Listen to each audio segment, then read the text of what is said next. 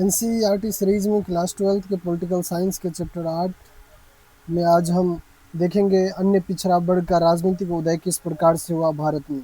दोस्तों, जैसे हमने देखा कि 1980 और 90 के दशक में भारत में व्यापक राजनीतिक परिवर्तन आया था, जिसमें कि एक महत्वपूर्ण परिवर्तन था भारत में अन्य पिछड़ा वर्ग का उदय, जिसमें मंडल कमीशन का महत्वपूर्ण योगदान रहा। और साथ ही साथ हम जानेंगे कि किस प्रकार से भारतीय राजनीति पर पिछड़ा वर्ग के उदय का प्रभाव पड़ा और सामाजिक न्याय को मजबूती मिली। तो आइए दोस्तों, यह वीडियो एनसीईआरटी आधारित है और नोट्स के माध्यम से हम इस महत्वपूर्ण टॉपिक को देखते हैं। भारतीय राजनीति में अन्य पिछड़ा वर्ग का राजनीतिक उदय 1980 और 1990 के दशक में दिखाई देता है। यह उदय सामाजिक न्याय और प्रतिनिधित्व की मंशा से जुड़ा हुआ था, मांग से जुड़ा हुआ था।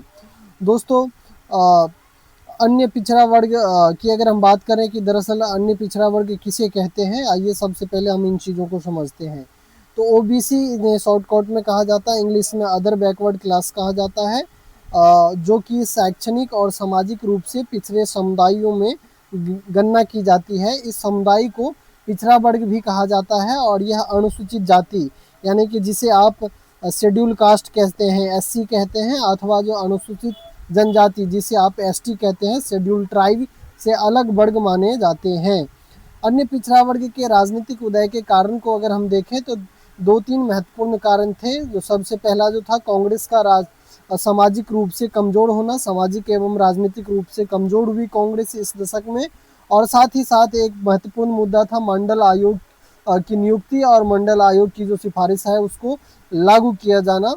तो आइए हम इन चीज़ों को देखते हैं कि किस प्रकार से अन्य पिछड़ा वर्ग के राजनीतिक उदय का कुछ प्रमुख कारण थे। तो इस अवधि में सर्वप्रथम जो है कि कांग्रेस का सामाजिक और राजनीतिक रूप से कमजोर होना, इस अवधि में पिछड़ी जातियों के अनेक तबके कांग्रेस से दूर जा रहे थे। इनमें कांग्रेस के लिए समर्थन कम हो रहा था। दोस्तों, जैसे कि आपने देखा था कि किस प्रकार से आज़ादी के बाद से एक लंबे दशक तक कांग्रेस को एक सामाजिक एवं राजनीतिक गठबंधन, सामाजिक एवं विचारधारात्मक गठबंधन के रूप में जाना गया। और उस समय कांग्रेस बहुत ही मजबूत थी और इसी बदौलत कांग्रेस पार्टी लगातार कई आम चुनाव में जीत भी हासिल की, जिसको कांग्रेस प्रणाली के नाम से जाना गया। लेकिन बाद के दशक में कांग्रेस प्रणाली को चुनौती मिला और सामाजिक जो अन्य राजनीतिक तबके के लोग थे उनका उदय हुआ और कांग्रेस का राजनीतिक रूप से पतन होना आरंभ हुआ। तो दोस्तों, इनमें कांग्रेस के लिए समर्थन जो है कम होते जा रहा था अनेक जातियों में इस दशक में।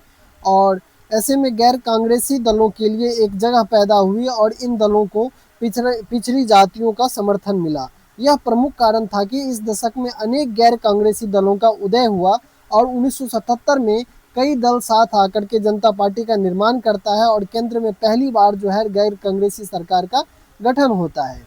जनता पार्टी के कई घटक दल जो थे, जिसमें कि भारतीय क्रांति दल और जो संयुक्त सोशलिस्ट पार्टी थी, ग्रामीण तबके के अन्य पिछड़े वर्ग में जो है इनकी ताकतवर जनाधार थी।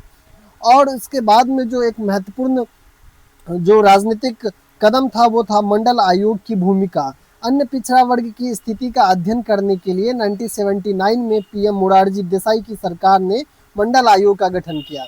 दोस्तों, 1977 में जो जनता पार्टी की सरकार बनी थी, इस सरकार में मोरारजी देसाई जी पीएम थे और इसी जनता पार्टी की सरकार के दौरान 79 में मोरारजी देसाई ने अन्य पिछड़ा वर्ग की स्थिति का अध्ययन करने के लिए बीपी बिंदेश्वरी प्रसाद मंडल के नेतृत्व में, जिन्हें आप शॉर्ट में बीपी मंडल के नाम से जानते हैं, बिंदेश्वरी प्रसाद मंडल के नेतृत्व में एक मंडल आयोग का गठन किया। और आयोग ने 1980 में अपनी रिपोर्ट प्रस्तुत की और ओबीसी वर्ग को स्थायी नौकरियों में, सरकारी नौकरियों में 27% आरक्षण देने की सिफारिश की गई और साथ ही साथ शिक्षा में भी आरक्षण की व्यवस्था की सिफारिश की गई थी। मंडल आयोग के अन्य बहुत सारे सिफारिशें थी। दोस्तों, मंडल आयोग के ऊपर में एक अलग से सेपरेट वीडियो लेकर के आएंगे, परंतु अभी हम यहाँ पे अन्य पिछड़ा वर्ग के राजनीतिक उदय का अध्ययन कर रहे हैं, तो ये मंडल आयोग की चर्चा किए बिना अधूरा है, तो इसलिए हम संक्षिप्त रूप से मंडल आयोग की भी चर्चा कर ले रहे हैं इसमें। तो मंडल आयोग का का लागू होना, जो मंडल आयोग की सिफारिशें थी, इसको जब लागू किया गया तो व्यापक राजनीतिक परिवर्तन आया इस समय देश में।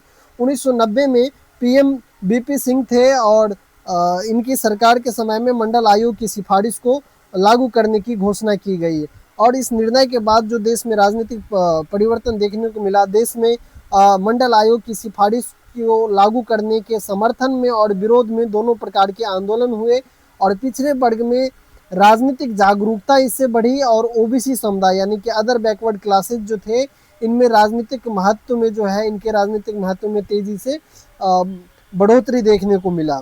साथ ही साथ इस समय में जो है इसी आंदोलन से जो है ओबीसी नेताओं का उदय होता है और मंडल आयोग के बाद कई राज्यों में ओबीसी नेताओं के प्रभाव में बढ़ोतरी देखने को मिला।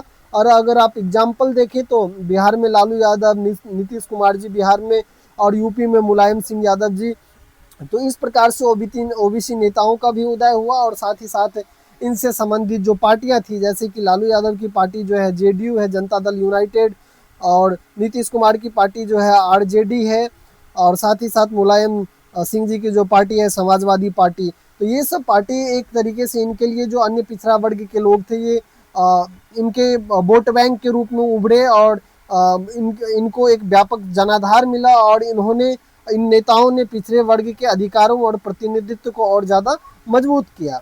अब अगर हम देखें कि अन्य पिछड़ा वर्ग के उदय का भारतीय राजनीति पर क्या प्रभाव पड़ा, तो भारतीय राजनीति में सामाजिक न्याय की राजनीति मजबूत हुई और क्षेत्रीय दलों का जो है महत्व बढ़ गया। क्षेत्रीय दल इतना महत्वपूर्ण हो गए कि केंद्र में इनकी बदौलत ही सरकार बनती थी और सरकार बिगड़ती भी थी। राजनीति में पिछड़े वर्ग का जो है प्रतिनिधित्व बढ़ गया और इससे भारतीय राजनीति में जो सामाजिक न्याय की अवधारणा थी और ज़्यादा मजबूत हुई। अब अगर हम निष्कर्ष को देखें तो इस प्रकार भारत में अन्य पिछड़ा वर्ग का राजनीतिक उदय सामाजिक न्याय और लोकतांत्रिक प्रतिनिधित्व की दिशा में एक महत्वपूर्ण कदम था। इससे भारतीय राजनीति अधिक समावेशी और प्रतिनिधिमूलक बनी। दोस्तों, इस वीडियो में इतना ही। आगे की वीडियो में हम मंडल कमीशन के बारे में, उनका गठन क्यों किया गया था और किस प्रकार से उनकी सिफारिश के बाद में देश में राजनीतिक माहौल उत्पन्न हुआ, इन चीज़ों के बारे में चर्चा करेंगे। मुझे उम्मीद है कि आपको ये वीडियो पसंद आया होगा और आप चाहे 12th क्लास में हो या फिर आगे आप ग्रेजुएशन के लिए भी, और यदि आप नेट जीआरएफ का एग्ज़ाम देते हैं, इन सभी एग्ज़ाम के लिए ये वीडियो अत्यंत महत्वपूर्ण है। और अगर आपको इस वीडियो से सहायता मिल रहा है तो कृपया चैनल को सब्सक्राइब करें और वीडियो को अपने दोस्तों के साथ में ज़रूर शेयर करें। धन्यवाद।